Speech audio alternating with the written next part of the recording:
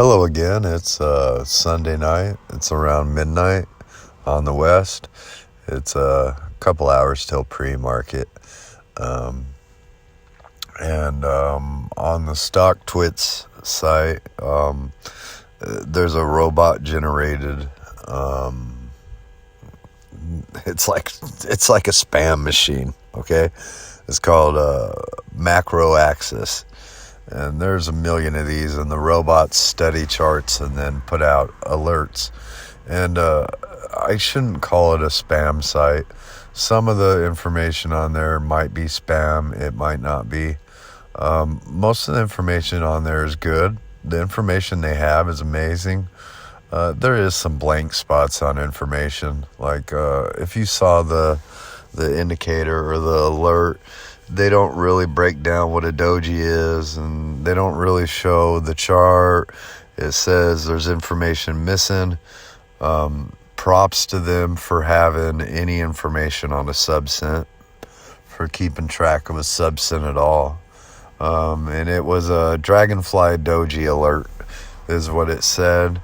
And it said there might be a possible Dragonfly Doji happening or coming up, is what I got out of it, which that would be like predicting an earthquake, okay?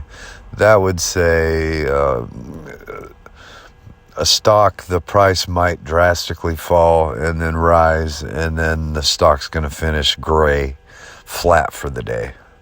That would be like trying to predict that, saying one's going to happen, or I assume they're saying that one did happen, which they're incorrect. They are correct in the basis, though, of the alert. A Dragonfly Doji, the story behind a Dragonfly Doji is a stock or a security opens up, or a crypto opens up for the day. The bears take control right away and drive the price down. And then the bulls say, no, this ain't happening, and they buy. And they finish that day out flat. So a Dragonfly Doji would look like a T. It would be a flat line, and then it would be a big tail going down from where the bears drug it down, and then the bulls drug it back up and wiped it clean, even by the end of the day. Now that is a Doji right there. It's not a Dragonfly Doji, but it's definitely a Doji, and it's definitely technically correct.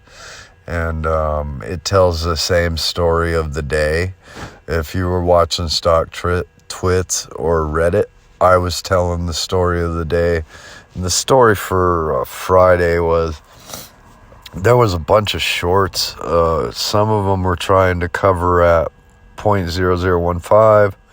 Others, and much more, by the way, were trying to cover at 0.0016. That's how much faith they have in this short position. Is there were more people trying to cover higher than lower. If you've ever shorted before, if you have knowledge of it, the lower you cover, the more you make. There was actually more people trying to cover at 0.0016 than at 0.0015. The problem was there was no volume for the day. There must have been massive, someone with 4 million or 5 million must have sold right off at open, and that's what drove the price down. It wasn't shorting. I've checked the short interest on OTC Short Report. It was just simply a sell. There was one big sell. And one big sell will drive these down quite a bit, a couple ticks. And that's what happened. So Shorty was waited around a couple hours. Nothing happened because no volume. The price stuck around 0.0016.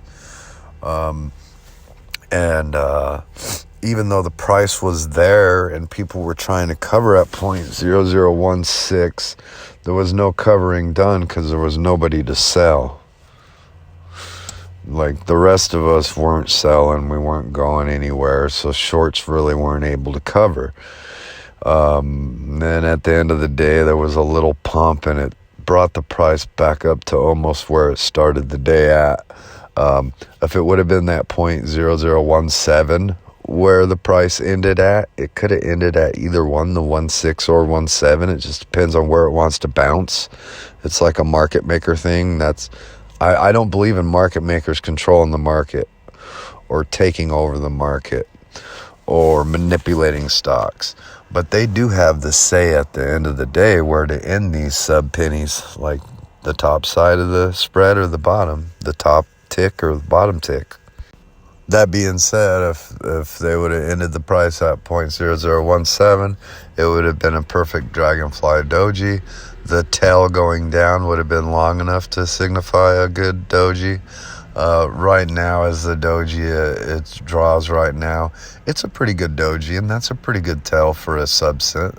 One tick, it means a lot of money to us. We know what one tick means. So it did go down a couple ticks. It finished, up a tick from where it went down. That is a tail. That's bullish indicator, that doji right there. I would call that bullish without having to put any titles on it. I would just call that a bullish candle or a bullish hammer. Now, the difference between a doji and a hammer, the bullish hammer is the same story, but the price actually finishes above where it started the day at, which means the bears took over and the bulls rallied, and the bulls actually finished it above where it started. That's the kind of stuff that squeezes people right off the bat, because, man, they're getting margin calls already, and they've only been in it for a day. Those are really bullish, hence the name, bullish hammer. The doji's just as bullish, in my opinion. You don't have to go above. You just have to say, okay, you shorted down there. You try to drive it down. I finished the day even. You're already getting squeezed. And that brings us down to the TTM squeeze indicator. As you can see, the squeeze is still on. It's been on for now 6 sessions probably, and I've been covering that. The exciting part about that indicator is that it's actually starting to show big enough bars on the momentum part, the bottom part of it, that we're actually starting to see the momentum swing up and those bars get green. The stotch, it's down low. That's where you want the stotch. You don't want the stotch at the top. As you can see, when the stotch topped out, the price started to fall. When the stotch bottoms out, the price will start to rise. That's any squeezes aside. That's just naturally what the stock will typically do. The RSI, still a little high for my taste, but this RSI on this ticker likes to ride high. And the reason for that is on balance volume. It's got like 9 billion volume in the plus. This thing hasn't had 9 billion volume in the plus probably since Lincoln was president, if we're being realistic. I just covered those real fast. Those are the indicators. The important part is the price action. The important part is the doji. From the books I've read, and mainly technical analysis of the financial markets, which is the Bible, price action comes number one. Price action is the most important variable in reading charts.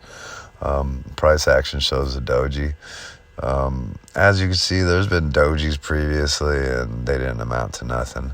The first couple didn't amount to anything, but as you can see, that last red doji right there, the next day was a monster, and the day after that was a monster. So these things can throw out false signals, but typically if a stock starts walking like a duck and talking like a duck, if it starts drawing a lot of hammers and dojis, you can be sure a reversal's coming. That price is going to start up. It's not going to continue down.